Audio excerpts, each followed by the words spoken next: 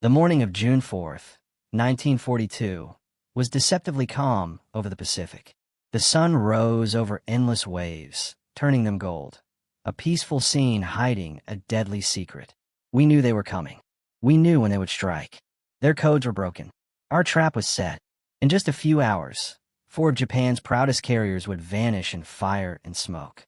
This wasn't just a battle. It was the moment when freedom itself hung in the balance and survived. Their codes were broken. Our trap was set. I stood on the flight deck of the USS Enterprise that morning of June 4th, 1942, watching our dauntless dive bombers warming up for launch, their engines roaring like angry lions preparing to strike. The Pacific Ocean stretched endlessly before us, painted gold by the rising sun, deceptively peaceful for what was about to become the graveyard of the Imperial Japanese Navy's proudest carriers. Somewhere out there, 200 m northwest of Midway Island, Admiral Chuchi Nagumo's 4 carriers, Akagi, Kaga, Soryu, and Hiyu, the same ships that had devastated Pearl Harbor just 6 months earlier, were steaming confidently toward their target, their decks loaded with aircraft, their crews preparing for what they believed would be another easy victory.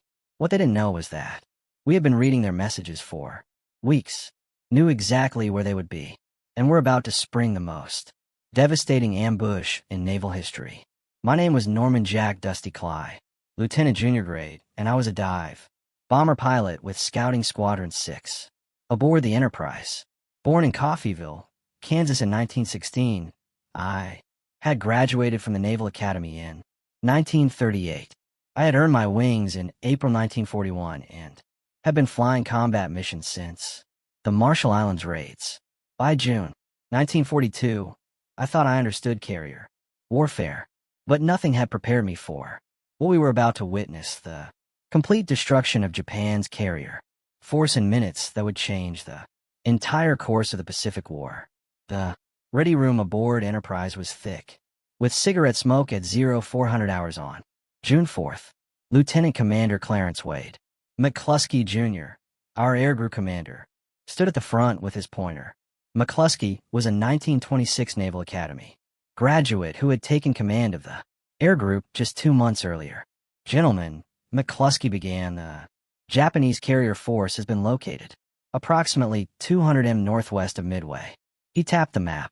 For carriers, Kajai, Admiral Nagumo's flagship, Kaga, Soryu, and Hiryu, accompanied by 2 battleships, 2 heavy cruisers, and 11 destroyers. These weren't just any carriers. These were the heart of the Kido by the Mobile Strike Force.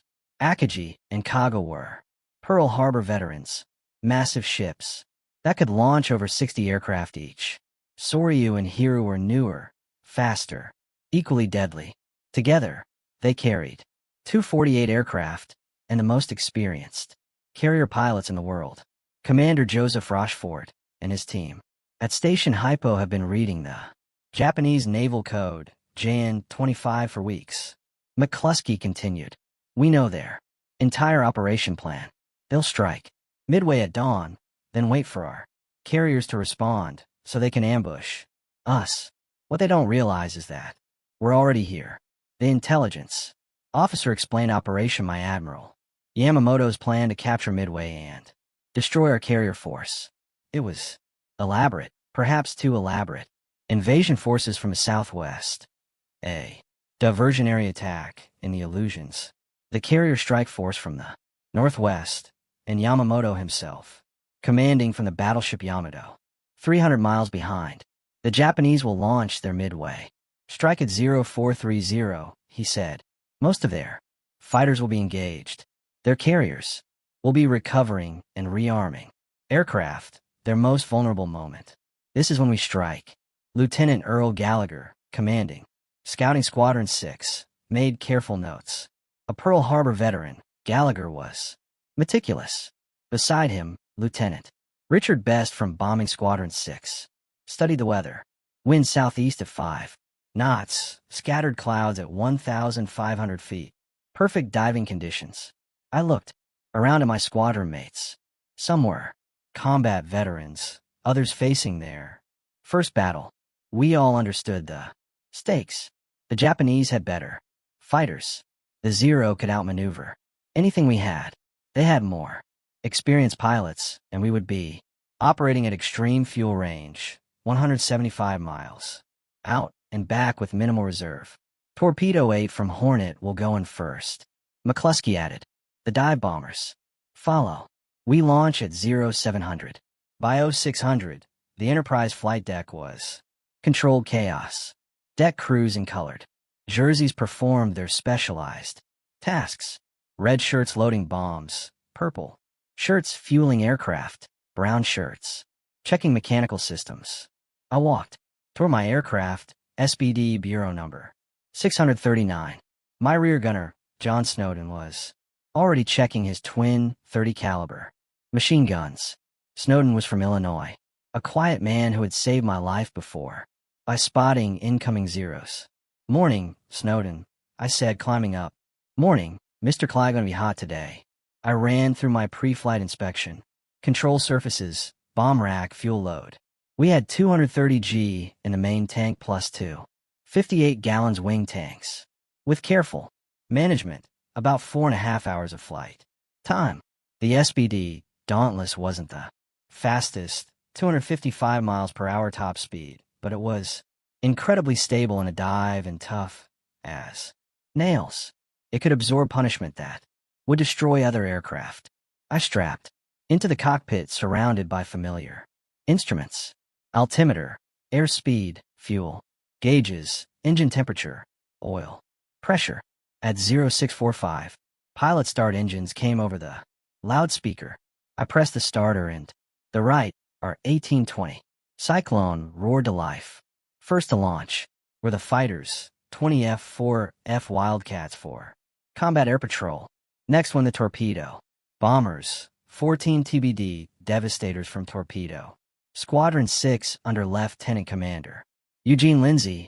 I watched them lumber down the deck with their Mark 13 torpedoes, barely clearing the deck edge. They looked vulnerable. Finally, our turn. Scouting 6 under Gallo with 18 planes, bombing 6 under Best with 15 planes. I was number 2 in the 3rd Division. McCluskey would lead us all. The launch was always dangerous. Enterprise turned into wind, increased to 30 knots. The flight deck officer whirled his flag. Full power. The flag dropped. I released brakes and surged forward. The island flashed by. Deck edge approached. At 65 knots, I eased back and felt the wheels leave. For a moment, the heavily loaded bomber hung. Then the wings bit air, and we climbed. Good takeoff, Mr. Clias, Snowden said. Thanks. Keep your eyes peeled. It took an hour for the strike force to form up. By 0806, we had 33 dive bombers. From Enterprise climbing to 19,000 feet. The planned rendezvous with Hornet's group never happened. McCluskey decided to proceed alone rather than waste fuel. We flew northwest at 19,000 feet in radio silence. I constantly checked instruments and bomb sight. At this altitude, I would have perhaps 10 seconds to line up and release. No second chance. At 0920, we reached the intercept point. Nothing. Empty ocean. My fuel gauge showed over half consumed. Quick calculation, maybe 30 minutes to find them before turning back or ditching. Radio silence was oppressive. Everyone doing the same calculations. Then at 0955, McCluskey waggled his wings. Looking down, I saw a white wake alone. Destroyer racing northeast. McCluskey turned to follow, betting it was heading toward the main fleet. 420 agonizing. Minutes we followed that wake, fuel dropping toward empty. Then at 10:20 we saw them. The Japanese fleet appeared, below like toys on blue carpet. 4 carriers in 2 groups, surrounded by escorts. Aircraft on decks, white wakes, showing maneuvering. Incredibly no zero. Fighters at our altitude, all down low, finishing off torpedo squadrons. This is McCluskey, scouting 6. Take the left carrier, bombing 6 the right. But in confusion, both squadrons began Diving on Kaga. I pushed forward and nose into my dive. Acceleration was brutal, pressing me back. The altimeter unwound. 18,000, 15,000, 12,000 feet. The carrier grew in my bomb sight. I could see aircraft on deck, crew running, anti-aircraft guns swiveling, black. Flak puffs burst around us, but I held steady. At 10,000 feet, I saw individual planes on KGA's deck being refueled and rearmed, hoses snaking, bombs on carts. Perfect timing, their most vulnerable moment. Gallagher released first. His bomb struck near Kaz Island. Fire erupted. Bodies blown into air. At 2,500 feet, I pressed release and pulled back hard. 9 Gs. Crushed me into my seat, vision tunneling. The Dauntless groaned, wings flexing, then leveling out just above. Water racing away. Direct hit, Snowden shouted. Forward elevator. Banking left, I saw my bomb had struck perfectly. Kerr's forward deck erupted in flames. Gallagher hit aft, others striking home. Within seconds, 4 direct hits and Kaga was engulfed stem to stern. Simultaneously, Dick Best pulled out early, realizing the error. He and 2 wingmen headed for a KGI. Best put his 1,000-pound bomb through Akagi's deck amidships. It penetrated to the hangar and exploded among armed aircraft. A KGI became an inferno. At exactly 10:22, Yorktown's dive bombers arrived and attacked Soru. 3 LB bombs within 30 seconds. The carrier exploded, a fire pillar reaching 1,000 foot. 3 carriers mortally wounded in minutes. Pulling away, the scene below was hellish. Kara was a floating volcano. Explosions rippling through her. Her forward elevator, tons of steel, was blown completely off, spinning through air before crashing into ocean hundreds of yards away. A KGI burned bow to stern, deck buckling from heat. Tiny figures, crew jumped into burning oil-covered water. Soryu listed heavily, hull ripped by explosions. She rolled over, hull glistening before slipping beneath waves. 20 minutes from operational to submarine tomb. Over 700 men down with her. But we missed Hiru operating 10 miles north, hidden by rain squall. She was launching counter-strikes against our carriers. Zeros 3 o'clock high. Snowden's guns chattered as 2 fighters dove on us. I pushed forward using our superior diving speed. Tracers whipped past. Snowden's guns went silent. Snowden, you okay? Hit but okay. Got one. A 0 trailed, smoke spinning. Oceanwood. But more coming. I stayed low, jinking constantly. Fuel gauge bouncing empty. The flight back was a nightmare. Fuel gauge showing empty, but usually a few gallons remained. Unusable fuel accessible if flying carefully. I leaned mixture until engine ran rough, risking fouled plugs for more minutes. Around me, Dauntless struggled. Some trailing smoke, others running dry. Radio channels filled with desperate calls. Engine cutting out. Going in. Ditching mark position. Enterprise. Multiple aircraft emergency. Fuel.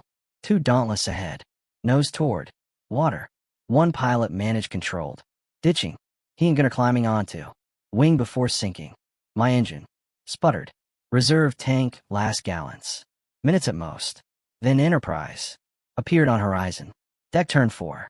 Recovery. Emergency fuel. Request. Immediate landing. You're number 3. Number 3. Watching 2 ahead land. Precious seconds each. Engine missing badly. As I entered pattern, engine quit. Dead stick. Approach. 1 chance. Altitude and speed. Just enough. Lowered gear. Extended. Flaps. Aim for number 3 wire. LSO. Signaling cut. Too high. Push nose. Down. Trading altitude for speed. Propeller windmilling. Deck rushed up. Wheels hit. Bounced. Tail hook caught. Wire and slammed stop. Deck crew running. Before propeller stopped. Get us out. Wounded. They pulled Snowden from rear. Hit in shoulder and leg but conscious. Would survive. My plane had over 40 hits. How she held together. I'll never. No. The ready room was somber despite victory. Of 14 torpedo bombers from our Torpedo 6, only 4 returned. 10 crews gone. Hornets news worse. Torpedo 8, completely wiped out. 15 aircraft down. 29 of 30 men killed. Only George Gay survived, floating as he watched us dive. John Waldron had led them straight in. His last transmission. We will go in. We won't turn back. Good luck. No torpedoes hit, but their sacrifice pulled Japanese fighters low, leaving carriers exposed. McCluskey entered. Shoulder bandage from 20mm shell. We got 3. Kaga Akagi Sora finished. Hiyu, still operational, has hit Yorktown. Intelligence provided details. Yorktown, hit by 3 bombs at noon. 2 torpedoes at 14:30. Listing badly. Abandoned. But her sacrifice spot time. To locate Hiryu. Japanese casualties. Approximately 2,500 so far. The officer said each carrier had 1,200 to 1,500. Crew plus airmen. Few rescued. Each number a human being, someone's son, husband, father, died in fire and water thousands of miles from home for Empire's ambition. That afternoon we launched again. 24 dive bombers found. Hiru at 1700 put 4 bombs into her. She burned through night before scuttling. The Kodobai ceased to exist. In following days, pursuing retreating Japanese, we sank cruiser Makoma. The strategic implications became clear. Japan lost 4 fleet carriers that took years to build. Couldn't be quickly replaced. More importantly, over 3,000 trained sailors and airmen, including 100-plus veteran pilots with years of experience, understanding carrier operations in ways that couldn't be taught, irreplaceable. The Japanese Navy never recovered. Started war with 6 large carriers, now had 2, would build new ones but never again have trained pilots to make them effective. Institutional knowledge of best carrier divisions died that June 4th. 4 Americans, Midway proved intelligence could overcome numerical disadvantage. Rashford's Codebreakers gave us enemies. Plan, allowing maximum advantage. Positioning. Without that, we'd have been reacting, arriving late, fighting. Their terms. Battle revealed critical Japanese weaknesses. Yamamoto's plan too complex. Forces scattered thousands of miles, unable to support each other. Radio silence prevented coordination. When plan failed, they underestimated American capabilities, believing we'd react predictably. Nagumo faced impossible decisions. When scouts reported American ships at 0728, he was rearming for 2nd Midway. Strike. Launch immediately or wait to properly arm. His hesitation, crucial 30 minutes, proved fatal. By launch we were already diving. That night, Enterprise steaming southwest, I stood on deck under stars. Same stars over Pearl Harbor 6 months earlier, same. Witnessing 4 carriers' death that day. Adrenaline gone, only exhaustion and emptiness remained. I thought about torpedo crews flying to certain death. Waldron's men knew their TBD devastators were obsolete death. Traps against zeros, but they went, holding course while being shot to pieces their duty. George Gay watched.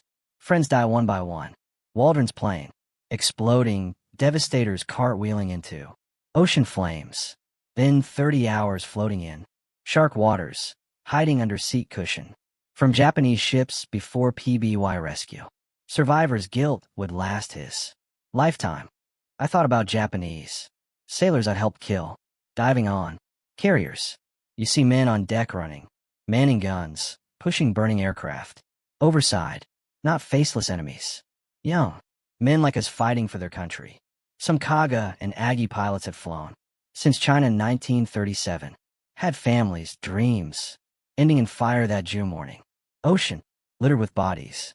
Destroyers rescued. Some, but thousands died, burned by oil. Shark attacks, drowning. War is never clean, simple, glorious. It's young men dying far from home.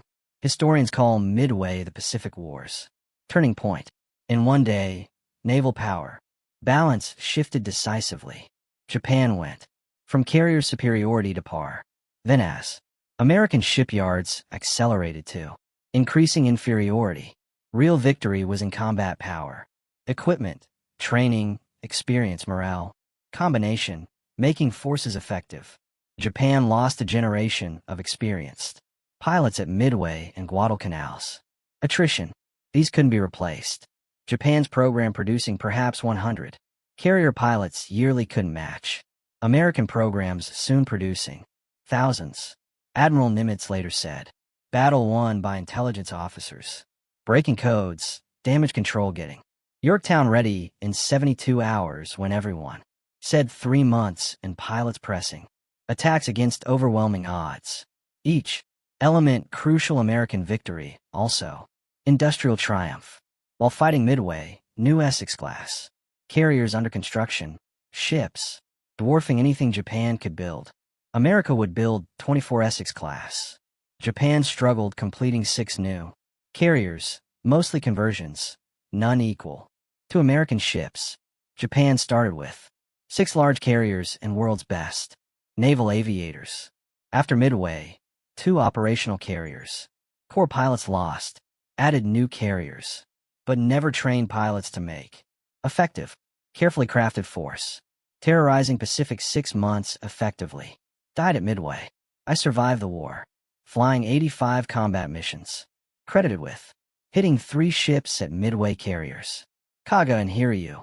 Cruiser Makuma received Navy Cross. Retired as captain 1962. After Korean service. Lived to 100. Passing 2016 among last Midway dive bomber pilots. McCluskey recovered. Retired Rear Admiral 1956. Never sought recognition for following that destroyer. Decision changing. History. Son Phil said, "Quiet guy, not big talker." Died 1976. Pivotal role, largely forgotten. George Gay became TWWII pilot. Post-war. Spent decades speaking about squadron sacrifice. Wrote Soul. Survivor. Appeared at Navy events. Died 1994. Ashes scattered where squadron went down, rejoining men he'd seen die 52 years earlier.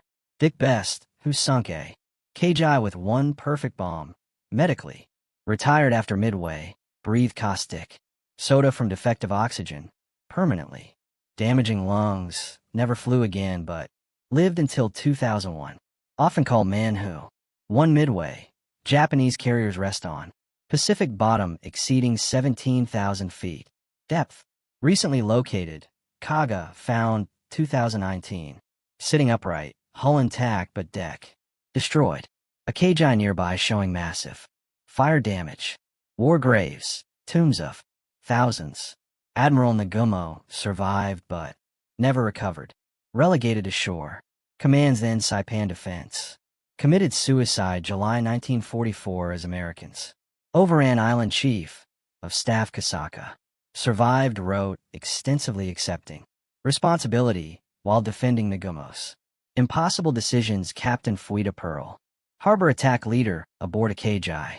Wounded but survived, both ankles broken by explosion, but escaped post-war. Became Christian missionary promoting Japan. America reconciliation. Often said at Midway, Japan lost war in 5 minutes. Yamamoto killed April 1943. When P-38S using decoded messages shot down his plane over Bougainville. After Midway knew Japan couldn't win. Reportedly telling staff, "I have killed many young men today." Midway Atoll designated national memorial. 2000 runway where Marines faced impossible odds, now wildlife sanctuary where bombs fell albatross's nest peacefully. Norman KLY's account reminds us that we weren't heroes, just young men doing necessary jobs. Real heroes were torpedo crews knowing they die, but going anyway. Codebreakers working secretly. Mechanics keeping planes flying. Damage control saving ships. Corpsmen saving lives and possibly Midway. Proved wars aren't won by best equipment or most experienced warriors, won by those who adapt, seize opportunities, sustain losses, and continue. Japanese had better pilots, planes, experience. But we had broken codes, radar, damage. Control, they lacked industrial might. Replacing losses tenfold. Most importantly, leaders' understanding. Calculated risks necessary. Nimitz risked entire carrier force on potentially wrong intelligence. McCluskey risked fuel exhaustion. Finding Japanese. Best risked everything, attacking different carrier. With 2 wingmen. Waldron led squadron. To death knowing mission required it. Battle lasted 2 days, but changed everything. Before Midway, Japan. Advancing everywhere, unstoppable. After never won another offensive. Battle. War continued, 3 terrible years costing hundreds of thousands more lives. But outcome decided those June 4th minutes when dive bombers caught Japan's carriers with armed aircraft on deck. Consider alternate histories. If McCluskey turned back at empty intercept point. If Japanese launched 30 minutes earlier. If torpedoes worked and torpedo 8 sunk carriers.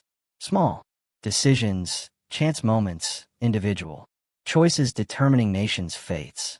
But history deals in what was clear. June 1942. Morning outnumber American pilots in inferior aircraft caught world's most powerful carrier force at maximum vulnerability and destroyed it. Turned war's tide through intelligence, courage, sacrifice, and luck. Today's generation can't imagine democracy itself endangered. Freedoms. Survival questioned. We did. June 1942. Free world's fate rested on few hundred pilots from 3 carriers. In mid-Pacific, we were enough. Against odds, logic, we were enough. That's Midway's lesson. Ordinary people facing extraordinary circumstances can rise. Democracy produces warriors brave as any totalitarian system. Free men fighting for homes and families are Earth's most powerful force. The numbers 357. Japanese died. 362 Americans. 4. Japanese carriers sunk. 1 American. But statistics, each number a human with hopes, dreams, fears, loved ones. Each death tragedy. Young men who should have seen grandchildren died in fire and water. Pacific roles unchanged, unmarked by battle. Coordinates where carriers sank just ocean patches. But we must remember long as free people exist. Must remember Midway and its men. They saved the world in devastating minutes. For carriers, Imperial Navy's pride, reduced to burning hulks in breakfast time. Wars, course, nation's fate, freedom's future, decided by dive bomber pilots pressing attacks against impossible odds. That's the legacy. Not just victory, but example. When tyranny threatens, free people rise. Courage isn't fear's absence, but action despite it. Sometimes world's fate rests on few brave individuals, and ordinary people do extraordinary things. Midway's dead. American and Japanese deserve remembrance as humans who gave lives, serving countries. American pilots flying to death, protecting freedom. Japanese sailors dying, saving burning ships. All brave men deserving better than dying young in Pacific's middle. But sacrifice wasn't vain. Freedom survived, flourished. Pacific once battlefield, now peaceful, traveled by merchants, not warships. Japan and America bitter enemies, now close allies. War seeming endless over 75 years. Soon, none remain who can say I was there. Saw Kaga explode. Watched a KGI burn. Dove threw flak to hit target. But story endures. Must endure. Because freedom, valuing people, need knowing freedom, isn't free. Purchased with blood of men. Climbing into obsolete torpedo planes. Flying to death, diving through flak. Walls, hitting targets, giving everything, stopping tyranny. That's what Midway did. Stopped tyranny, saved freedom, changed history. In world altering minutes on clear June 1942. Morning when world's fate balanced, and American pilots tipped scales toward freedom.